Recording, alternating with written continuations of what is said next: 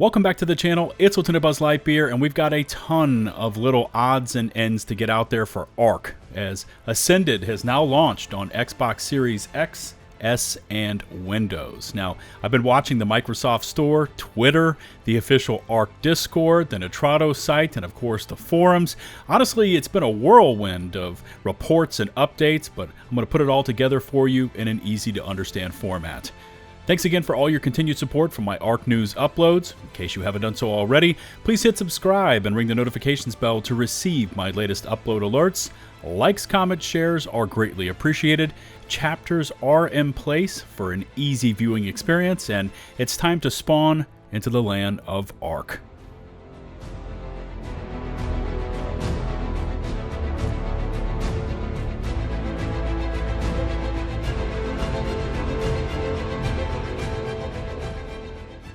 Let's start this one off with the launch of Ascended onto Xbox. So this is the actual physical launch of the game, and like most of us speculated, it did not launch as a day one Game Pass title. Instead, the 80+ gig download is currently set at $44.99 USD. So call it 45 bucks, and that should be region specific. Maybe that would actually be a good question for chat. Sound off in the comment section what region you live in and roughly how much you had to pay to get Ascended. And maybe you could do me a favor and translate your cost into USD so we can compare cost across the board. Moving over to servers, and Wildcard has had their hands full with this one starting off fairly early this morning. You see, the entire official network was taken down, brought on by an update Wildcard had installed to prepare for the Xbox launch, causing connection timeouts. They ended up deploying another patch to try to fix the first issue, requiring a full restart of the client. There was also an issue with unofficial, and the patch had to be sent to third parties. Man, I honestly don't like getting too technical, but my Steam game required a few updates starting this morning, and I purposely did not log on until late this afternoon. Now, let me just squeeze this in as well. The game on my monster PC rig with a 4090 GPU felt really unstable when I got on for about an hour late this afternoon. There was major frame dips, lag spikes, and a whole hell of a lot more. Anyways, it felt like it was flexing and snapping all over the place, which I will probably point to the servers now spinning up with the Xbox crowd as the culprit. By the way, this is fresh footage I grabbed during my playtime from this afternoon, and perhaps you'll be able to see just how it catches and lags from time to time. Next up, let's take a quick look at the first cross-platform mods to hit Ark Ascended, and these are available through the mod menu once you boot up the game. Now, for any of you that have been following me over on Twitter, you know I've been checking in on Nitrado and his Svartalfheim Dwarven map mod, because up until today, at least I think it is as of today, there was no confirmation from Nitrado that their servers would support full modded maps. But here in the showcase, you can clearly see the map being shown, along with a ton of what I think are magical creatures from Garuga. And those of you that played ASE should be familiar with both of these modders and their work. Anyways, great news that it's all there and in place, and by the way, it should be ready for when PlayStation is ready to go live, which we learned last night has been further delayed into early December. Nitrado has spun up an Xbox Day 1 launch article over on their official site that echoes most of the information we've already discussed, but I did want to mention the fact that if you are not into crossplay, and I know some of you are not, you do have the ability to disable it through your server interface, picking console only. Also, there is a very recent post to the Ark Discord uploaded by Cedric that there's an entire listing of all the official servers available for you to view. This includes PvP, PvE, and small tribes, also broken out by region. Now, these servers also have boosted rates to the tune of the following: PvP and PvE at 1.5 times across the board.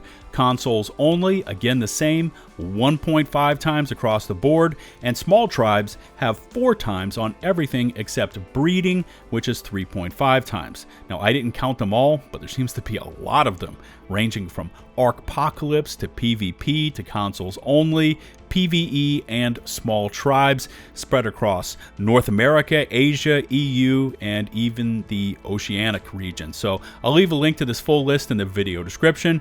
You need to check it it out for yourself to find the servers with the boosted rates by region because, again, there are quite a few of them to pick from.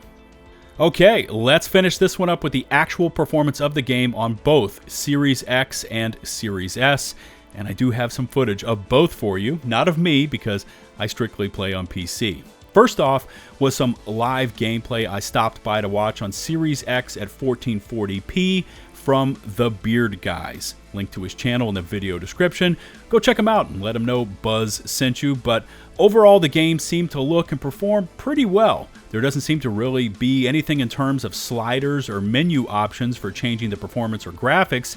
And besides console commands to get rid of things like clouds or fog, that's really about it to boost performance. Again, on Series X, the game seemed to be pulling somewhere between 30 to 45 FPS, and I wasn't seeing too much in the way of snags, lag spikes, or anything really major. I also asked about 4K while in stream chat, and the response was that even on 4K, the game seems to pull about the same FPS as it does in 1440p. Now onto Series S, and the results here are not as pleasant as what I was seeing on Series X. I received multiple reports that Series S is running around the same FPS, so 30 to 45, still missing the graphical sliders and menu options to tweak it, but, and this one is big, the image looks to be incredibly downscaled when compared to that of Series X. I found some footage from Adventures of Gong over on YouTube, and although the basis of this video is to describe how to check FPS through the use of console commands, you can clearly see how low res the game looks, and this footage was uploaded to YouTube in 1080p. Now, of course, I'm going to keep looking for better footage, but from what I am hearing, again, hearing from Series S owners is that, yes, it does play, but the image quality is severely downgraded from Series X, leading to low-res environments and some very blurry textures. Alright, sorry, I lied. 2 more pieces of information I need to squeeze in here. The first of which has to do with PvP. Now, I've been seeing a lot of images and video evidence posted to Twitter by the likes of Hod and Bam, showing how the manipulation of console commands in the INI files allows PvPers to strip the landscape of all foliage and objects, giving them a huge advantage when attempting to locate enemy players. And there have been multiple attempts to get this on Wildcard's radar in order to be corrected. Well, Dolly, who is now back on the ARC Discord, pinned this one and responded to one of the attempts to get the issue handled. Quote, "Yeah, we will. We're just monitoring stability for a little bit." So, overall, if they do follow through with the work on this issue, great news for small tribes so they can finally get these UE5 commands out of the game on that side and hopefully make it a fair fight. And the second bit I've got for you, and I received several DMs about this one as well, and unfortunately I've got nothing for you concerning this one. It's the question of discounted prices for the Xbox Windows purchases of Arc Ascended. I know I saw a lot of questions and anger tossed around out there talking of the multiple delays and how Xbox and PlayStation should receive a discount for the purchase. Also, there was the mention of how Steam purchasers got that $5 discount when it was purchased during the early sales of Arc on Steam. And believe me, I hear you. I know Wildcard has seen this one posted, but nothing on this one as of yet. I totally agree that Xbox, Windows, and eventually PlayStation deserves to at least get the same discounted rates that Steam did, at least for a limited purchase window, and I don't know how they would work that one out, especially to anyone that purchased today, tomorrow, the next day, if they did come back in with an early purchase discount refund. Again, if I learn anything new on this one, expect a full follow-up report, and make sure to sound off about anything ARC-related in the comments section below. Remember to hit subscribe and ring the notifications bell to receive my latest upload alerts. Likes, comments, shares are greatly appreciated. All my socials can be found in the video description. Shout out to the nearly 181,000 of you that have stuck with me and hit subscribe.